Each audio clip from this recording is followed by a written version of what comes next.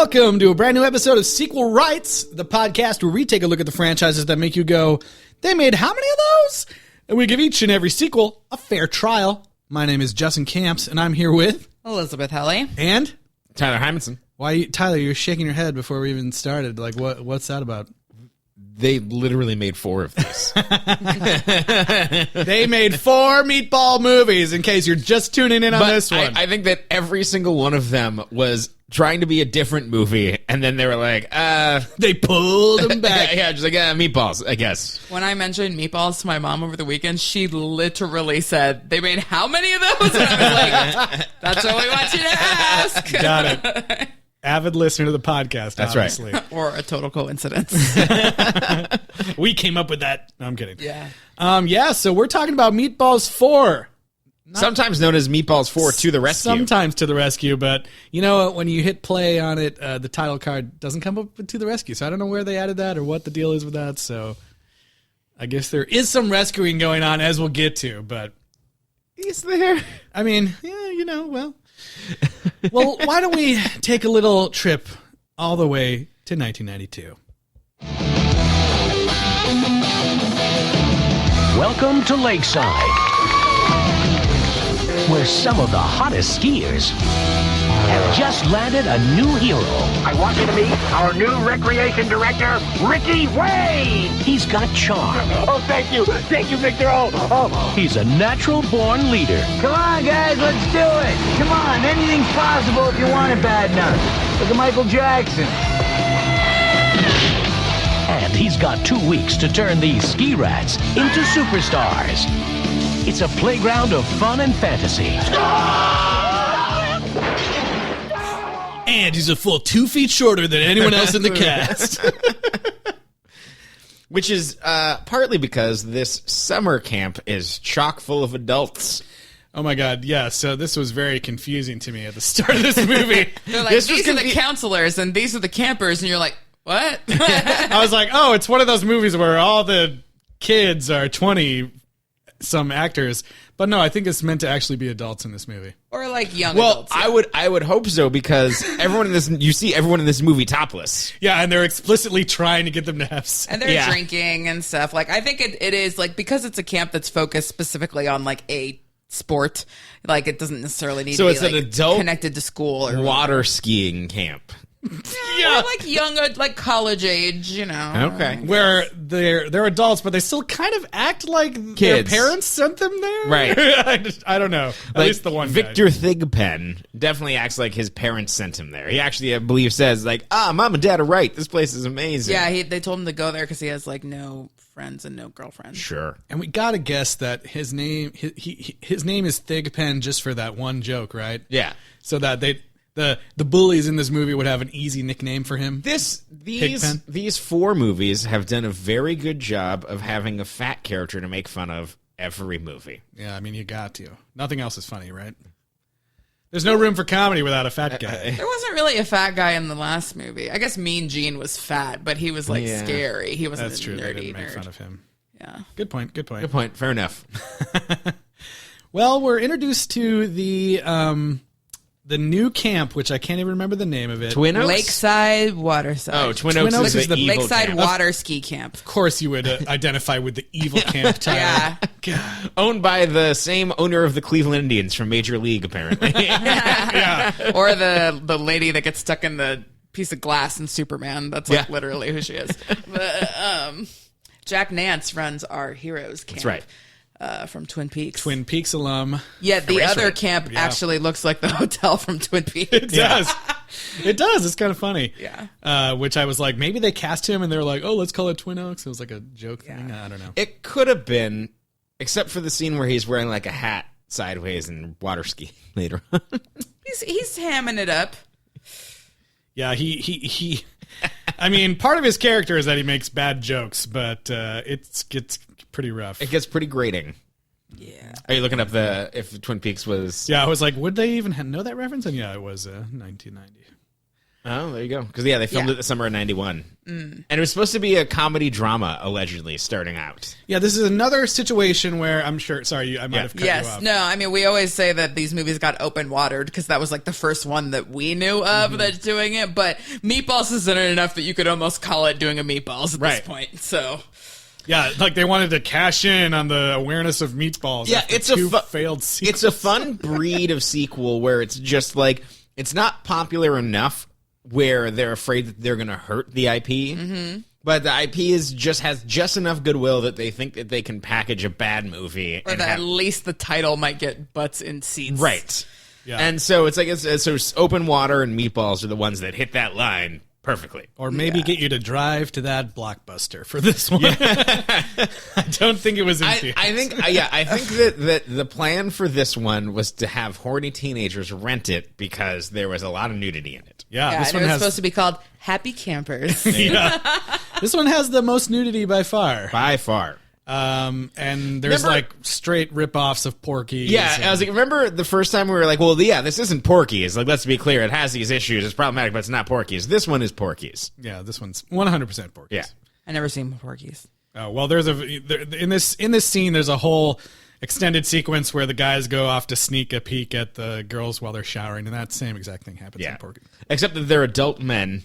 Yes. Watching adult women. Yeah, which I guess is better. I don't know. Yeah.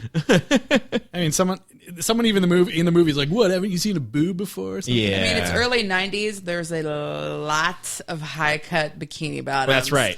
But you know what? That's like literally what people were wearing back then. Sure. So it's not like it's necessarily exploitative. I feel like that was one of the first clues too that I was like, "These are not supposed to be kids." Yeah. I hope. There's also lots of neon.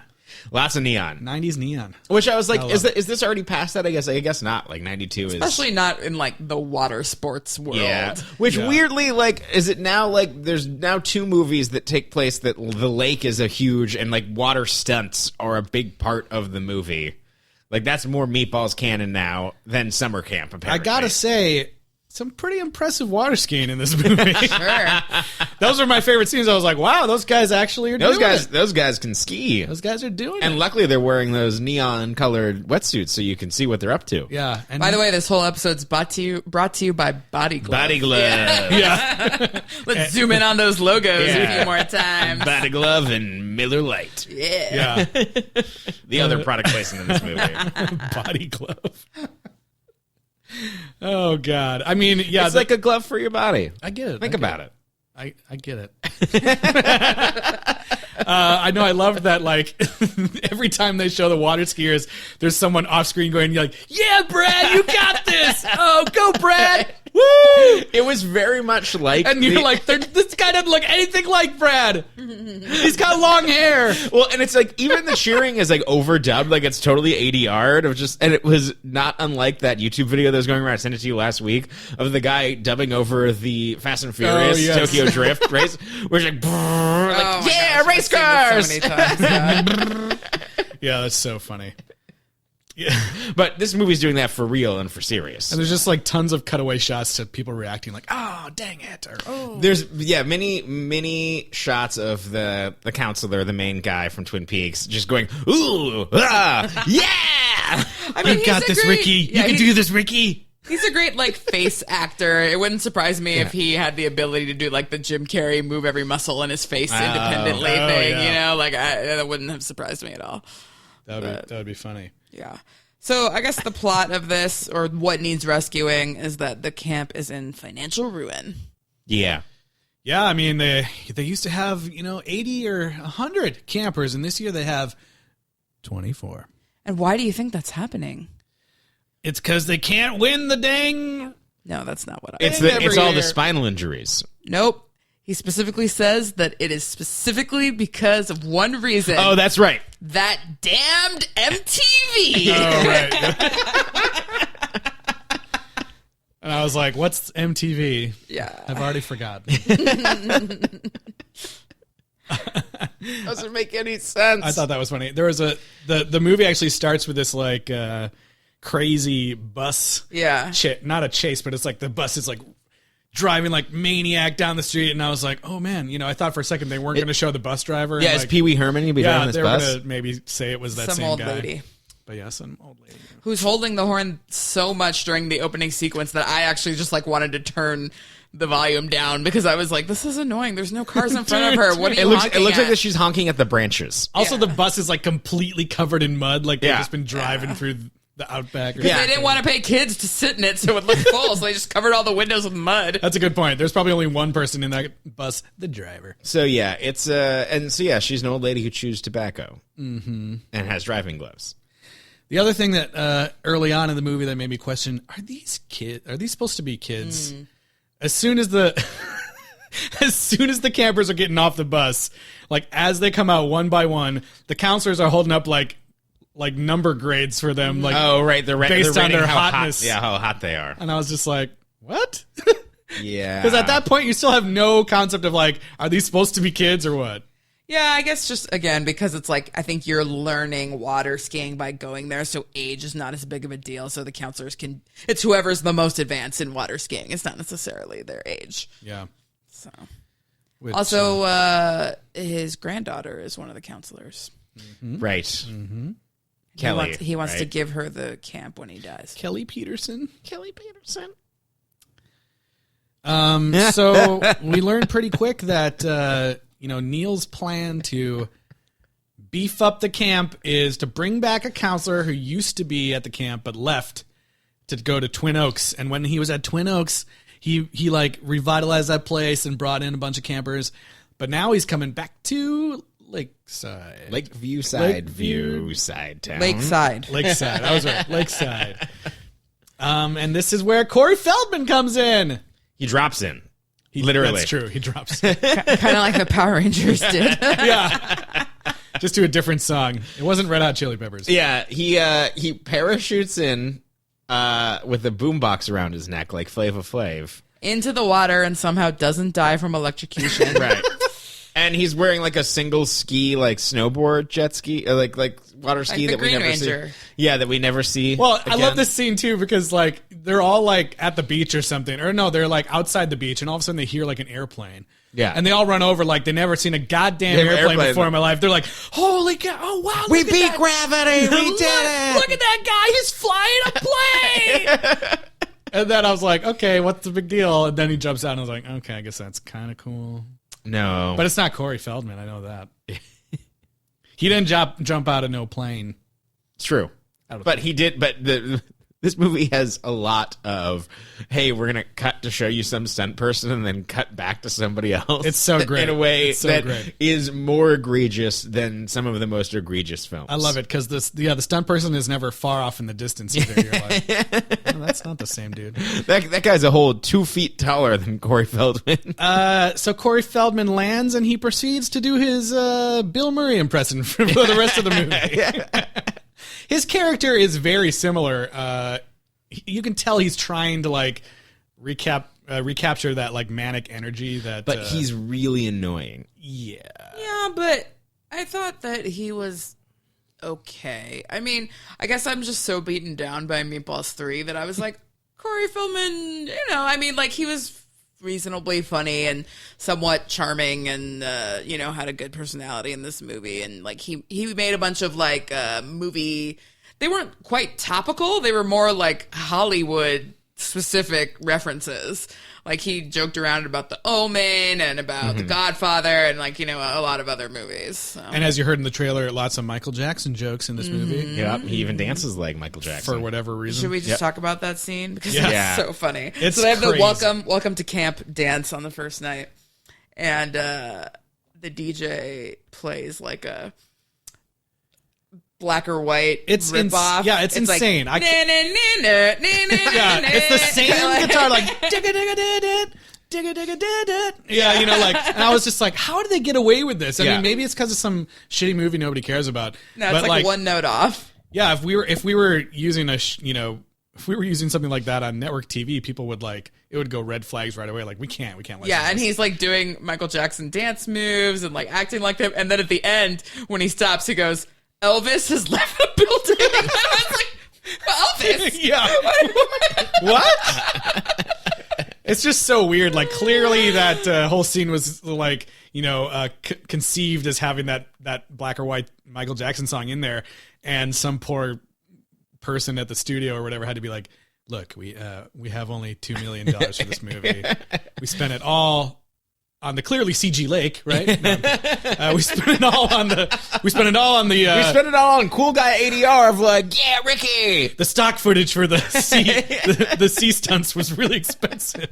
Well, and I'm surprised that I don't know. I'm not sure about the timeline, but I think by the time he was this old, that Michael Jackson had cast him aside already, and he was like really upset about it. But I don't. He probably wasn't talking about it publicly yet, so maybe he thought that like this would make him happy somehow. That joke that he says it was like, yeah, you can do anything you want. Do you believe if you want it hard enough, like look at Michael Jackson? And I was like, oh yeah. Well, it's completely in earnest at that point because nothing had happened. And Corey Feldman famously has said many times that Michael Jackson did not really do anything inappropriate to him. Like he showed him a book one time and that was it. But he said that he doesn't discredit other people, but that for him 100% nothing. So right. But so that was a scene that happened. A little homage, I guess. When he lands, like the whole thing is like, oh my god, this camp. Like he lands, he's coming in, and the competition's in a fucking week. Like it's like, oh my god, we don't have enough time. We don't have enough time. And like he has a conversation with is Jack Nance. Is that the guy's name? Jack Nance. Yep. Jack Nance. And he's like, oh, this is just part of the program. This is what we're starting off with. Like he's like, it's in a week, and he's like, we got a whole week. And so he's like, let's just have a fucking everybody go. Like, let's get fucked up. Let's get everybody have a good time, and we'll hit the lake tomorrow. Yeah, he says like, I want to see everyone with their clothes off and have as much sex as you want. And I was like, at that point, I was like, okay, they're adults. Finally, I fully understand. And if you didn't, the strip charades scene that comes up later on is highly indicative. And we get just a genius sexual innuendo joke on the way into the dance party thing. Oh yes, when we meet Hillary. But this one is confusing. This is very confusing because it would seem that she was underage. It was or she. Well, no, she's teeing under up 21. Correct. Yeah. Oh right. Yeah, I don't know why she talks like that to him. Because apparently she wants to fuck Jack Nance. I guess. It's supposed to maybe make it seem like, her character's like interested in anyone. That's why Victor Thigpen can maybe have a chance with her. But she makes a joke that's not even sexy. I mean, there's nothing sexy about an IUD. She's like, she goes to him and she's like, hey, you checking IDs tonight? Because all I brought is my IUD. And Jack Nance goes, are there any guys that think an IUD is hot? No, I don't think it's that the IUD. I think it's just no babies. It's not that the IUD itself is hot, but just I guess she's down to have. Clinical term just makes it sound so clinical. It sounds like a man wrote that line. That's true. A man who has no sense of where an IUD goes and what it takes to get one of those. Let's bring surgical procedures into this. That's a thing that just blocks babies, right? I think in his mind it's like that means she's down to fuck, and it's like no, that's what I it's think supposed that to she's mean. trying to be responsible. Yeah. Yeah, but the way she says it, it's like nope. Yeah, it's the way she says it is spoken like somebody whose only other credit is a Playboy Exotica thing that takes place. That's 6 years. Christy Tom, ladies and gentlemen. 6 years later. Yeah, she's a good painter. Oh boy. Well, yeah, and then so that's happened at that party, and then I guess we can talk about what's happening on the other side of the lake at Twin Oaks. Mm-hmm. It is another evil woman, mustache twirling, even though it's a woman. Yeah, whatever the female equivalent of mustache twirling. And she has two Goombas, God, Nunzio and somebody else. Dick. Yeah. Oh yeah, it is Nunzio and Dick Nunzio. Because later on, wait, what's Corey Feldman's name again? Ricky Wade. Rick. Yeah, he goes, "Oh look, it's little Rick," and then Ricky Wade says, "Oh look, it's little Dick." Get it? Virtually nil. I'll show you what's virtually nil. Anyway, that's the thing that Feldman yells later in the movie. They want the lake for zoning reasons. Yeah, they're going to build like a giant golf course of her dreams. Dream course. Kirby's dream course. Just basically expand the... She basically wants to expand Twin Oaks into a huge resort. Guys, can we just go on like a 20-minute tangent about that SNES Kirby golf game that was super fun? Oh, I thought you were going to say, was it GameCube or N64 that had the Kirby Racer Kart game? I don't know. It was in 64. Yeah, that was a fun game. No, like Kirby's Dream Course was like it was like a golf like sim, but it was with Kirby, and like you'd have to like measure momentum, and like he's gonna jump this far, and then you get like Kirby rolling a ball and get into a hole. I never got into like those an early games. Super Monkey Ball. Yeah, very much so. Yeah, I can't remember. Let's what talk more about this. This is the Kirby fascinating. Mario Kart. I don't remember what it was called now. It's gonna bother me. Oh well. Yeah, but what about the ski competition? What about Diddy Kong Racers?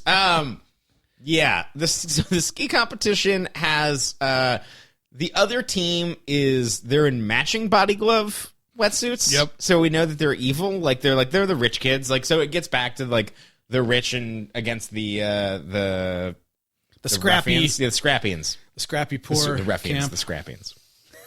I just don't understand like why this is always a thing. Like, are rich people always this mean to poor people?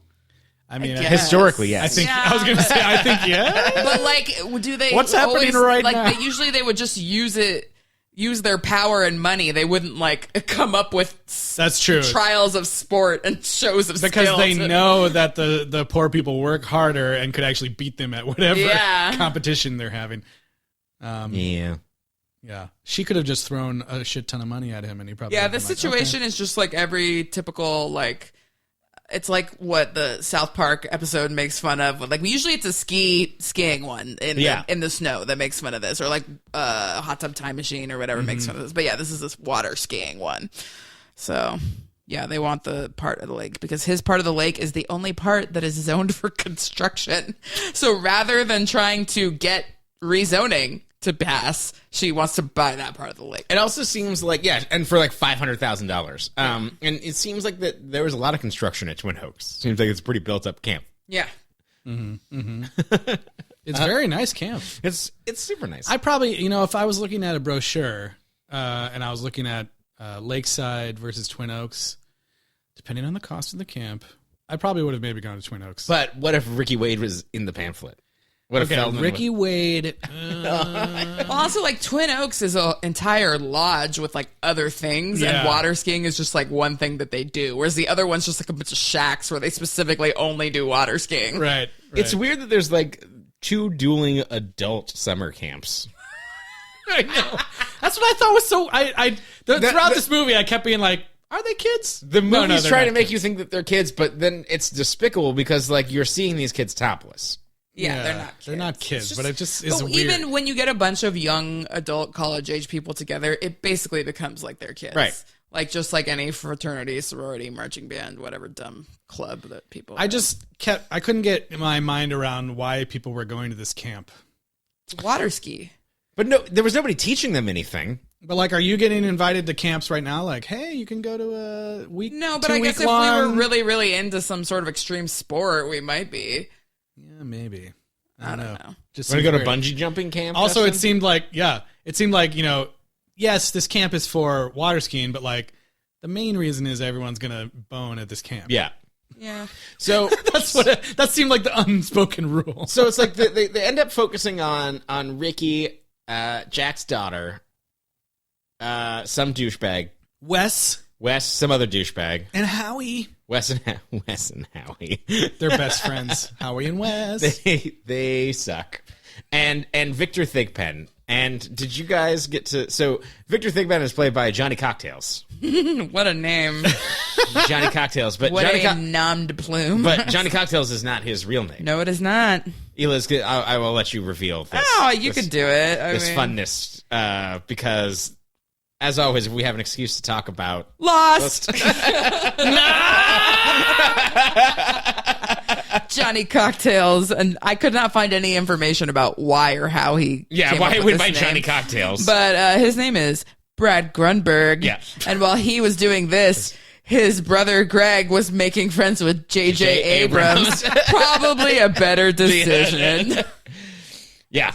And J.J. Abrams directed the pilot of Lost. That's how it connects. Oh my God. Greg Grunberg crashed the plane. What? That's actually, Greg Grunberg was actually flying the plane that Ricky Wade jumped out of. That would be amazing. He got his start Eliz is going to do a spit take. Yeah. And then right after he dropped off Corey Feldman, the plane crashed, and then the smoke monster came out and took him.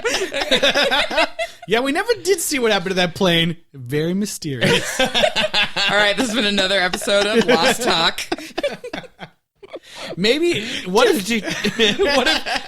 he had the opportunity to like submit how he wanted to be credited after he saw the movie and was like, It's yeah, an Alan Smithy situation. He's like, my name's Johnny Cocktail. I don't want people to be able to find me in the future.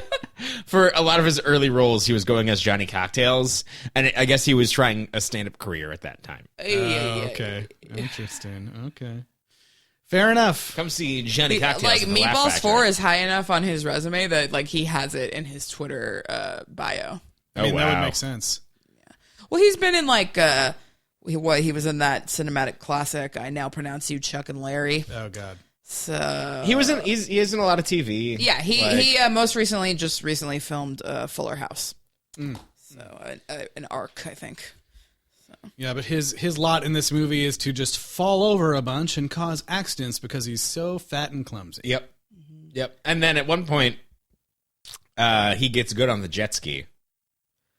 And then Wes and Howie break his arm for Yeah, it. and he spends the whole movie going full Kevin James and getting a really hot love interest. Yep. Yeah. I know. Yeah, It's like, this IUD is- girl ends up being his girlfriend. This is not okay. Every girl in this movie is applauding with their chest, and then just, like every time they're talking to something, they're just bouncing up and down. Yeah. Like ugh. It's gross. Yeah. It's gross. I mean, if you're like 10 or 12 or whatever, you're probably like, this is my favorite movie. And they And try you have to be a start- guy in this situation. Sorry. They Probably. try to start a thing where Ricky's gonna like mentor Victor a little bit, but then that doesn't just kind of gets dropped. But I thought it was funny because when he was giving him a pep talk, there was like 8 or 9 raccoons on the ground behind them. Like, it was pretty much the only animal seen, and there's just like all these raccoons. Like They don't even say anything, right? no, they just walk don't do past anything, it. They just walk past them, and there's like a lot of raccoons. Yeah. Like someone threw some bread over there quick and they heard it over some raccoons. Yeah, but they had to hire the animal actor company and get the American Humane Society and all that stuff. No, that's just Feldman's famous band of raccoons that he carries around with him all the time. All right, fair enough. I guess. There's a lot of puns and wordplay in this movie This movie is at least making an attempt to be a comedy. to put jokes in. It is trying to There's actually jokes, tell jokes. There's jokes, and there's like a flow of a plot that you can recognize. yeah, Which is much unlike better. 2 or 3. Exactly. I was like, this is a very derivative, boring plot, but at least something's happening and I can see what's going to, I can see the conclusion coming here. As far as we know, there were no rapes. True. That's true. People were doing sexy stuff, but other than the peeping Tomness, it seemed to be all consensual. Yeah. Yeah.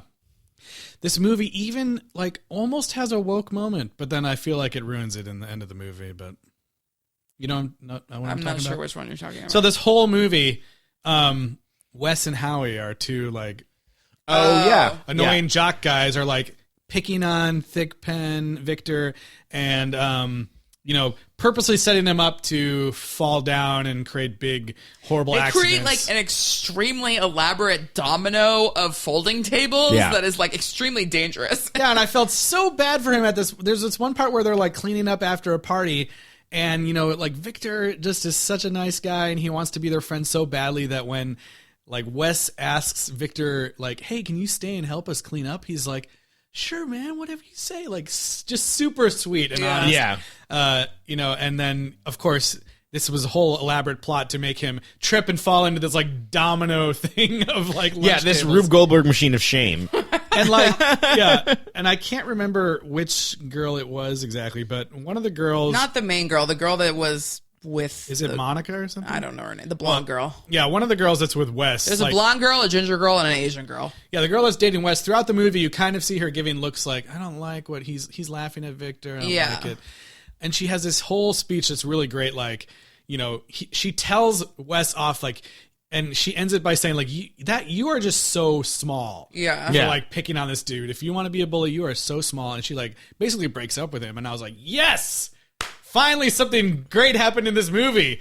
But then by the end of the movie, he doesn't really like, I don't feel like he really shows any growth. Well, yeah, I mean, Victor asked them for help to stop the scheme of the rich camp, and they help him, and they believe him or whatever. Right, so I guess they're all cool now. Yeah, I guess. But then, like, yeah, she just gets right back with him at the end, and I was like, okay, well. Yeah.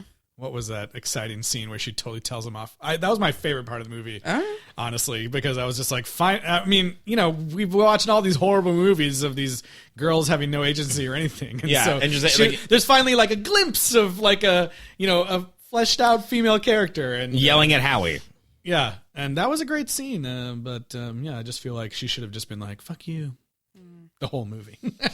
Yeah, there's but I like we were saying before, I do appreciate that at least this movie like tried to put in a few jokes that are like juvenile and asinine, but still like at least humorous a little bit. Like there's one thing where Corey Feldman gets assigned the same cabin as the other guy that doesn't like him, and the other guy's like, it's cabin number 2, and the guy's like, I'm the only one that sleeps in number 2, and Corey Feldman's like, all right, I bet you're real proud of that. Like, and I'm like, then he does a whole pull my finger bit.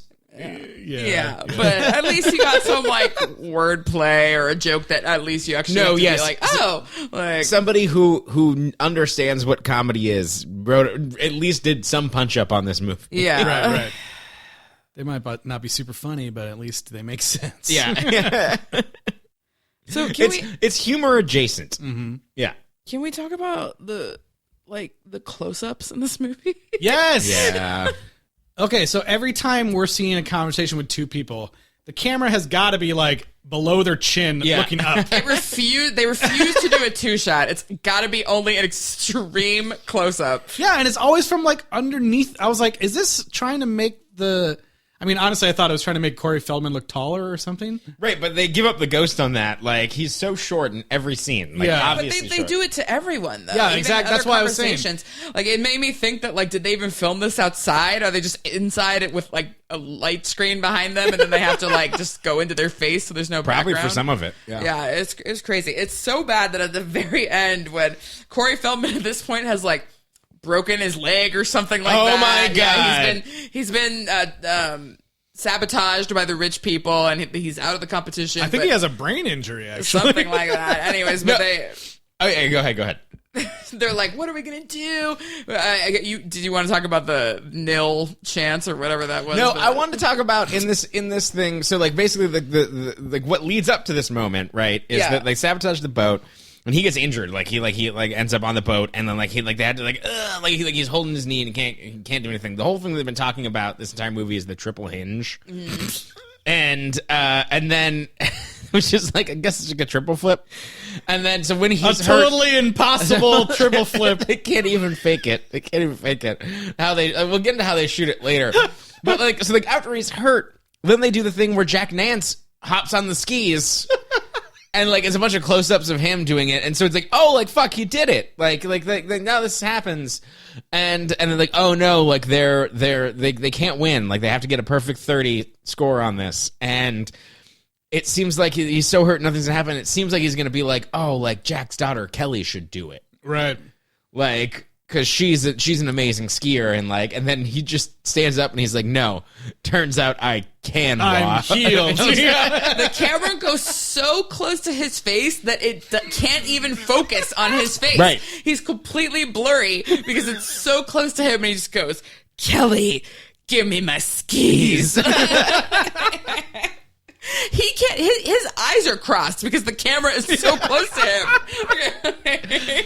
And so he goes out and does, I mean, we're getting to the end, but I mean, there's more we can talk about here. But like, he gets up and jumps off this ramp, and then we get cuts of somebody going 270 degrees on a flip, and then cuts to somebody's face being like, "What?" No, So wait. And then it cuts to somebody else going like starting from the other end of the revolution of like basically doing the same. It's the same clip twice. No, technically 3 times. Yeah. But like, yeah, and also they show this early in the movie too. But so they do the first flip, and Jack Nance is like 1, and then it flips again, and he's like 2. I was so confused because I was like, okay, if that was 1 flip, the dude was about to touch the water. Like, how is he doing 3 flips like that? And I was like, I should have looked it up, but is a triple hinge even a thing? No, I'm sure it's I not. don't think so. I mean, if you were going to do it, you'd have to jump way higher than they're jumping. The way that it's cut is the funniest fucking thing. Like, there's no continuity. Like, you don't even, like, it doesn't even look like he's going to pull off a full flip. Yeah, it's so obvious that it's the same clip. And he's going to eat it when he hits the water. Like, it's just, and it's obviously not Corey Feldman. It would have been, yeah.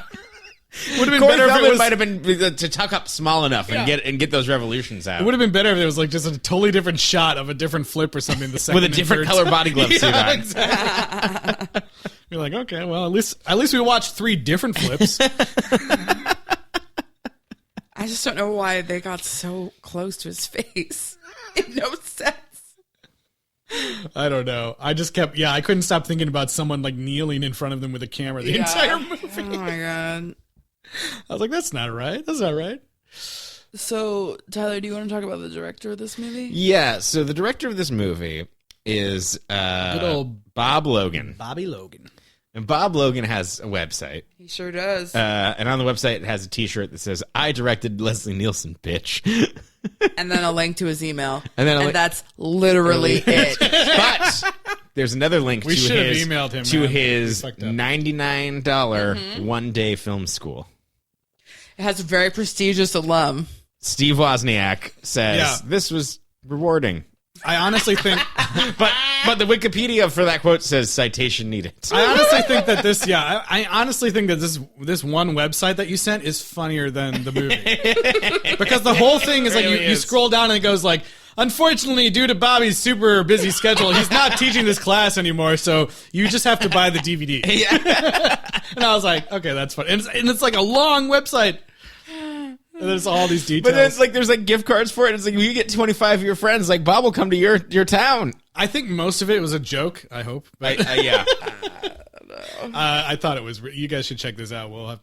We can put it With in the link show up. notes. Yeah. It's But really his funny. personal website with that one picture of Leslie Nielsen. And he's made like 5 movies, and one of them is the one with Leslie Nielsen, and it's not even a He did one. Repossessed. Repossessed. And it was whatever like that it was a Exorcist parody movie. Linda Blair was in it. That's true. That's true. Hold on. But he didn't direct that many feature length films. Yeah. And in fact, he even directed an MTV pilot in 1998. Dang MTV! That dang MTV. Took the direct. So here's my favorite thing that I want to read from his website here. There's a part where it says, "Heck, I'll even spring for a free breakfast of donuts, coffee, bottled water, and soft drinks." Okay, hold on. All right, so what are you waiting for? Let's be honest here. There are 2 types of people in life, doers and talkers. So now is the time to ask yourself the big question. Do you really want to make your feature film? If the answer is no, then I wish you the best of luck, whatever other endeavors you decide upon. However, if the answer is yes, then what can you possibly lose by taking the one-day $99 film school? I know what some of you are saying. Hey, I can lose an entire Saturday afternoon and $99. Fair enough. But let me counter you. Let me counter by saying this. You could also lose $50,000 in 4 years of your life toiling away in film school, right? And frankly, doesn't it make more sense to spend $99 on my course and then spend that remaining $49,900 on your movie? Duh. So which would you rather do? Which is the better investment, both financially and time-wise? Listen, I'm not some college professor expounding upon the theory of film, in quotes. I'm an established, experienced, knowledgeable, working feature filmmaker with nothing to prove. Know what I mean? I'm offering you an incredible opportunity to learn in one day for less than $100 how to make a feature film for as little as money as possible and then sell it, period. Now it's up to you to decide whether or not you're going to give your movie and yourself the green light. Now, is there actually a real link on there to buy a DVD? Because I wonder if he just put this website up because he was pissed off at his film school I don't think experience it's been or something. updated since 2015, but I think it was a real thing. That's so funny. I don't know if you can still buy it. Let's just buy it. Let's just buy it. We can make it. Apparently, it's. Oh, it's taking you to a video. Oh, wow. Oh, my. Anyway. I gotta say, I'm gonna bring it down a little bit here. I'm sure you guys saw this too, but I was just scrolling through the trivia for this movie on IMDb, and I saw some really sad information that I was trying to make sure was actually correct. But this movie kind of has like a little bit of tragedy involved with it. I did not see this. I don't know if you've ever been to Jack Nance's Wikipedia page, but it is full of sadness. Yeah. Oh, I knew that, but how does this movie play into it? So his second wife committed suicide, and apparently it happened while they were filming this movie. Oof. And it says that I looked this up, and it was on Wikipedia as well, with like reference to like a article about remembering his life. But apparently she called him on the set while they were filming, and he tried to like console her, and then something cut off the phone call, and him and the director like raced around to find the LAPD and get someone over to their house. But by the time they got there, she had already. Oh my God. And then he finished filming this shit? I guess I don't know if they were close to the end or what, but I was like, oh my God, that's wild. That's horrible. Yeah, it's very sad, and I couldn't believe that was like connected with this movie. And he's having a lot of fun in this movie. It seems like. Yeah. Oh God. It's just really messed up. And there are some I don't know, him and Corey Feldman, you can tell that they're real actors, and they have some heartfelt moments where he talks about how he wants to provide for his granddaughter. Corey Feldman has some moments where he earnestly talks about how he wants to help the guy in the camp and everything. And it's funny because there's the whole mystery about why did he break up with the guy's granddaughter in the first place, and finally after the other guy leaves and he's like, why were you going out with that douchebag in the first place or whatever? And she's like, because the other jerk in my life up and left without even saying, because he broke up with her and no one knew why, and he just disappeared. And she's yelling at him why tell me why. And I was in my mind I was he was too scared, it got too real. And then he literally says, I was scared. I love when she's talking about her relationship with him, and she's like, and then it was just over, and I started to think maybe it was all a dream. I was like, oh yeah, dating Corey Feldman, total dream. Yeah, Corey Feldman, water skier. Although he does make out with her at the end of this movie. Oh God, this should have been after the credits. And then she's kind of over it. All the kissing in this movie is gross too. Yeah, and so then they're making out, and he stops 2 times to be Ferris Bueller it and be hey, the movie's over, leave. Oh, you're probably watching it on a video, so just press stop now. Yeah. Be kind, rewind, or whatever, Yeah, and then they go full, breaking the fourth wall, Yeah. and she's suddenly just an actress. yeah. She's like, this isn't working, and she stops making out with him and walks away. And then he's like, I was in Goonies. Yeah. You should be more into fake kissing me. Yeah, I thought you were, she says something about, doesn't she say something you were like... a real actor or Yeah, something yeah. that? I thought you were a bigger actor or something. I forget what she says, Yeah. but yeah. That should have been after the credits. And he's if like, you were what? gonna I was do in it. Goonies. And I was like, Goonies. So we can get into this for a brief No. moment. We don't have to talk about the... until there's finally a Goonies 2. Our co-host, Justin Camps, has an irrational, deep-seated hate for the Goonies. I'm not saying that It's a thing. It's sort of like how I don't think La La Land is a real musical. Everyone has this where We've all got a thing. And I don't think Spider-Man 2 is a good movie. See? Exactly. Everyone has a thing where, everyone around you is like, this thing is great. And you're like, really? I think it sucks. Yep. Even though I've never seen it. No, and that thing is Goonies for Justin. But I have seen the Goonies, and it was awful. Seen it? I've seen it once, yeah. Never again. But yeah, that final scene made me roll my eyes so hard because one, it's ripping off an amazing scene from Ferris Bueller, and then 2, the Goonies reference. No, thank you. Hard pass. No stars. Hard pass. 0 stars. Goodbye. So how about all the other We talked about the fake Michael Jackson, but what about the other music in this movie, Justin? What? I don't even remember. Well, but it does start with another like summer anthem. Like each one of these has like started with a bus and some song. Yeah, I mean, this song, I'd rather listen to the one from Meatballs 2 as opposed to this. All these songs by Only Child. Only Child. Who the heck is Only Child? Written by Paul Sabu as Sabu and Neil. I don't know. Oh, a classic Sabu and Neil. All I was thinking of was like, I got to remember Only Child for when I try to find the song for the end of the episode. Yeah. But it was just generic, like, kind of like stadium rock, Def Leppard type Captain stuff. Sabu and Neil. Yeah. I don't know. It was not good. The music was bad. No, it was bad even for 1992. The music was better in standards. Meatballs 3, I'm sorry. You know it would have been better music if they used some music from that damn TV. I know, right? They should have. Apparently, Only Child wrote songs for the new Mickey Mouse Club. What? That'd be so funny. I wish all these old movies, I always look to see if it's like somebody that I've worked with. Right. Because we work with some people who are like, have been in the industry forever. Yep. Now they write for libraries or do it. Yeah, or somebody who had a band back in the day. Yeah, exactly. And like, I'm always like hoping I see someone's name and I go, oh my God, that's so exciting. Yeah. I email with them every day. I wish I knew who Paul Sabu was. That would be awesome. If you're out there, Sabu, drop us a line. Do what you do, Sabu. Do what you do, Sabu. Yeah, the music was also pretty, Neil. Pretty Fine. generic and bad. Yeah.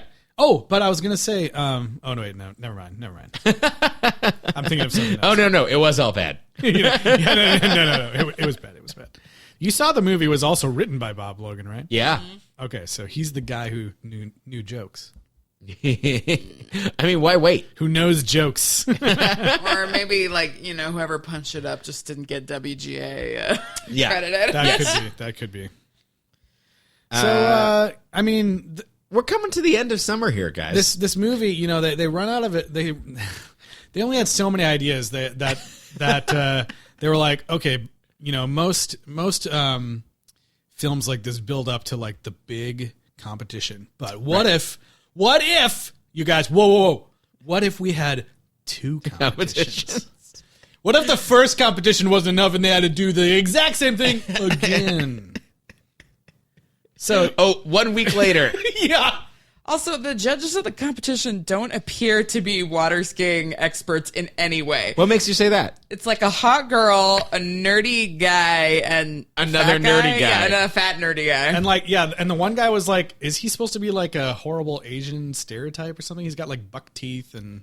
Oh, I didn't even notice he was Asian. I just thought he was like a nerd. I don't know if he was actually Asian, but it feels very like...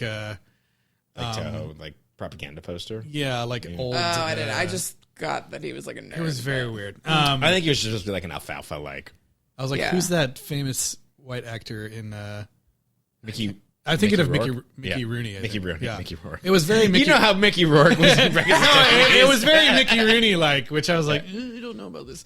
I love though that when Ricky Wade brings the idea of this, what turns out to be a second competition to Jack Nancy's like, well, I have an idea, but it's going to take a lot of balls. And I was like, oh shit, what's it going to be? Cojones. Oh yeah, cojones. Yeah. I was like, oh shit, what's it going to be? And then I was like, no. Meatballs. yeah. And I was like, oh, it's just a competition again with higher stakes. That doesn't...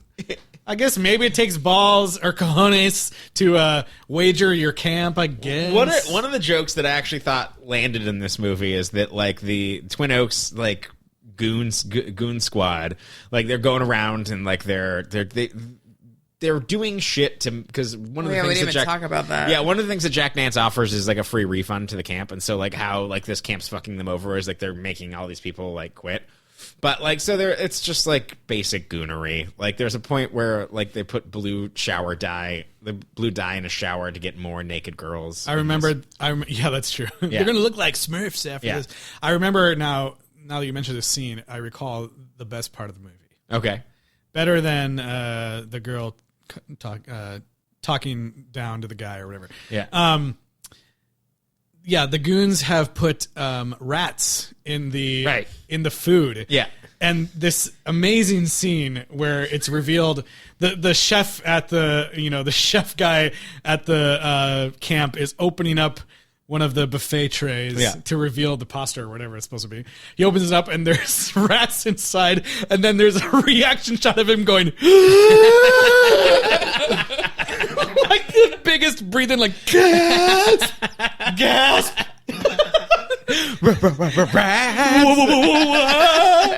And that was like the funniest scene because it's so overplayed. Scooby-Doo reaction. Yeah, That's he's great. like, whoa, whoa, whoa. So the thing that I actually like that I thought was funny is that it's kind of a throwaway joke, but like it's also world building in a way that's like, oh wow, that's actually interesting. Is that like afterwards the two goons are like, yeah, fuck that place, like we're not going to do it. He's like, come on, Nunzio, let's go back to witness protection. Like when they were like actual mobsters and like their whole thing was just like, yeah, we'll just go work for the summer camp and like that's enough gooning for this lady. I was like, that's funny and interesting to me. Like I would watch that movie about like witness protection mobsters at a summer camp. That would be cool. But those characters were super annoying. They're not funny. But that line was funny to me. Yeah. So I'll give you that. Now we're at the time where we review our camp counselors and talk about how they can improve for next summer. Okay, well, first of all, we'll talk about this movie, then we'll talk about Yeah. So how many hinges? Oh, that's a good one. How many hinges would you give Octuple hinge. Yeah, Meatballs for? You know what? I struggled with this one. I originally gave it a triple hinge. Oh, okay. But I think, a couple days removed, I was like, you know what? I'm just going to give it a double hinge. Yeah. He did like what Ricky Wade did in the first time he tried the triple hinge. He only got 2. Yeah, they could only cut 2 of the same clips together before the editor got tired. I have to hit repeat again. Okay. I ended up giving this a 2 because, obviously it's better. I guess maybe I should be nicer to give it even more because it's way better than Meatballs 3, but I still was just like, it's just such a... Yeah, but like we're exhausted. It's just such a like limp movie and like kind of a nothing of a movie. And I feel bad because I do like Jack Nance and he's fun in this. I don't hate Corey Feldman either. He's doing his best, I guess. I don't know much of his work. The story should have focused on him more somehow. Yeah. He's kind of like a background character, and he kind of doesn't do anything to actually help them. Talking really fast. Like, yeah, he's doing like a Bill Murray, like you said, but also a Pauly Shore thing. Yeah, it's kind of weird. Just like, ugh. But he's trying his best, and there's an actual plot. It's and there's as funny as it is that none of the bodies matched. The stunts are cool, like you said. Very cool. And they're really impressive, and you see there's a lot of stunt time. Because they were like, let's pad this movie out to a cool 90 minutes. 87, I believe. 87, a cool 87 minutes. And then you can just use all the mess ups as the clips of the people that aren't doing as well in the competition. In the end, I just kind of like, I just don't care about this movie. Yeah.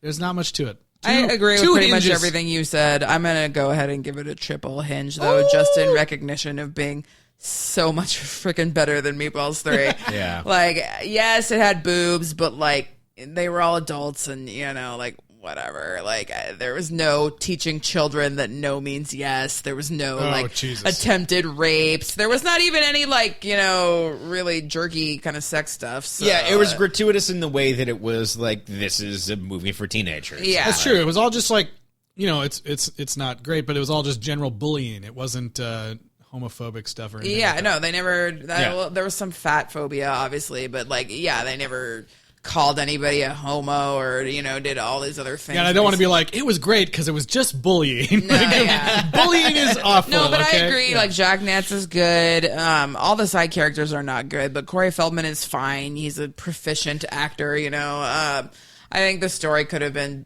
beefed up a little bit more to give him like more of an arc. It would have been maybe a little bit more interesting.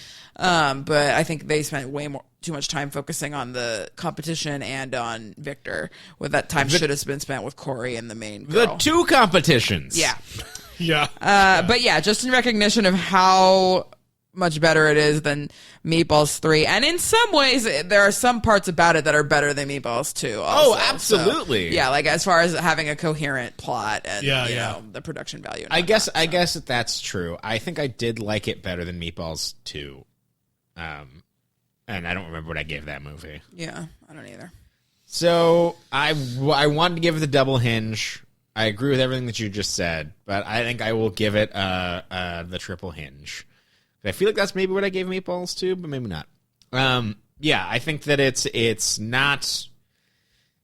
It's perfectly normal. Like it's just like oh, it exists. Did you need to see it? No. If it didn't exist, would anything change? No. It's like one of those things where it's like if you say there's this crazy Ghostbusters scenario, right? Where it's like you have to like if the thing that you think of, that thing never happened in history, and like there could be a butterfly fleck forever. This would be safe to think that Meatballs 4 was never made. Well, now you told that horrible story. Now I feel terrible. Yeah, maybe Jack Nance's wife would still be alive, and thus Oh, him. no, you can't say that. That's Okay, well, I take back my premise. Anyway, yeah. the point is that this movie doesn't exist. Yeah. That's what they say a lot on another podcast, Blank Check, that I like. They're always like, here's a movie that doesn't exist because it left no cultural footprint whatsoever. Like Avatar. And the extra point is, yeah. I was like, and the extra point is Bob Logan created the original Ghostbusters TV series. You mentioned Ghostbusters just recently, so I was like, was that him? I think so. Yeah. Yeah. So that's our Meatballs 4 thoughts. Yeah, and so when we're getting to the full Meatballs, Meatballs 4 is the fourth and final Yeah. film, as it says everywhere. the you Meatballs read about buffet, it. the Meatballs buffet line here. Would we reboot Meatballs? Would you eat more meatballs? I mean, yes, but would I watch more of these movies? Not sure. No, I don't think that there's a way to reboot them. How about if Bill Murray came back and directed the camp or whatever? No. Would you do that? I feel like you could remake this with like maybe What about maybe- American Summer? Yeah, that's true. I guess. Yeah, you're right. Yeah, we don't need it. Yeah. That We don't need a Lauren Michael produced SNL Jason Sudeikis version. Right. and that's what it I would love be. him, but that sounds horrible. You're like, but even like when they did What Hot American Summer, it was kind of like the meta takedown Totally. of these types of movies because Yeah. they're problematic. Yeah, and like, they have the competition, they have You the can't rich make camp, them. they Yeah. have the alien, like, super natural things happening. and it's like it's them talking about like this was the form that we were into, but like it's so and like there was a subversive element to it that was fun, Yeah. but like it's part of it is gross, and like Yeah. to have that turn that into anti-comedy is the thing that makes it funny. and I wonder, obviously we're not going camps anymore at this moment. Well, yeah, I think wonder parents now demand so much more from a camp Exactly. that if anything, even remotely, like any of these things happened at a camp, like you would pull your kid out immediately and sue. Yeah, and you know? I don't have kids or anything, so I have no concept of what like camps are like these days. You know, they're probably way more controlled. Oh yeah, I You mean, get, well, RFID, I've you get only RFID tagged. And probably then, yeah. I mean, I've only done Girl Scout camp, so I'm not sure about any like co-ed situations. But Yeah. So I think for me, it's Meatballs 1, Meatballs 4, Meatballs 2, Meatballs 3. Yeah, I mean, I gotta go with that. I gotta go with that same order. I mean, yeah, Even there's though- a little bit of me that wants to put Meatballs 2 ahead of Meatballs 4, just because Yeah. I have for some reason I have like a special place now in my heart for Meathead. Like I don't know, like the alien thing. I mean, that movie was wild. Yeah. looking back, it's like crazy. that was so like crazy that that it's even happened. But it's pointless. It is pointless, but like at least the alien didn't rape anybody. you That's know, true. like I don't know, and it doesn't really matter. 2 and 4 are wash. 3 is the worst thing we've ever seen, and 1 is fine. Yeah. You know, but I think sadly, like overall, I will call it and say this is the worst overall franchise we have ever watched in nearly 2 years of the podcast. I believe that that's true. I think you're right. That's true. Actually, when this episode comes out, we will have passed our 2-year mark. So, yeah, it's the worst overall franchise. I think the only one that even comes close other than this is maybe Missing in Action. Action, yeah. But at least that had continuity. Yeah. It like And it had forced the Chuck continuity. Norris, you guys. Come Yeah. on. Yeah. So, Yeah, and there was at least one scene and everyone was just like, what? Yeah. There was like things to talk about that were like interesting, whereas this is just excruciating. Yeah, I feel like that when we do an episode like this, we always want to try to dig something out and we try to find something that someone was trying to do creatively. Yeah. Or at least find something that interesting of how they took something we liked about the previous movies and they fucked it up, or they made a bad choice, and how that betrayed the narrative as a whole. But these movies, like, I almost feel bad about this episode because like we're so just clearly done with Meatballs. After we only keep talking 4. about the slapping the title on random movies, but at least the open water ones were like somewhat better. I mean, like, those movies weren't great, but they were okay to do like this thematic anthology thing, where this is just like even more forced and even more like, well, and it's like right in the middle of the 80s where they're just like, let's cash in on whatever, and there's no sense of caring really about continuity. They could have at least said the word meatballs in any of these 3 movies, and they didn't even bother to try. I got a plan, but it's going to take some real meatballs. Yeah, exactly. Something, especially because I think the third one, for sure, they obviously knew it was Meatballs, and then this one, like, apparently halfway through production, they decided it was Meatballs. It wasn't all the way at the end, like the second one. So they could have done something, like, I don't know. It's just, it's a lot for us to have watched. Well, I looked back at my rating of Meatballs 2, and I gave it also a 2. So I don't have to worry about feeling bad about swapping those 4 and 2 around, because I don't even remember. They're the same. Well, that's going to close out. It's been a great summer, guys. I hope that you stay cool and that we will write each other postcards. Eat a peach. Eat a peach.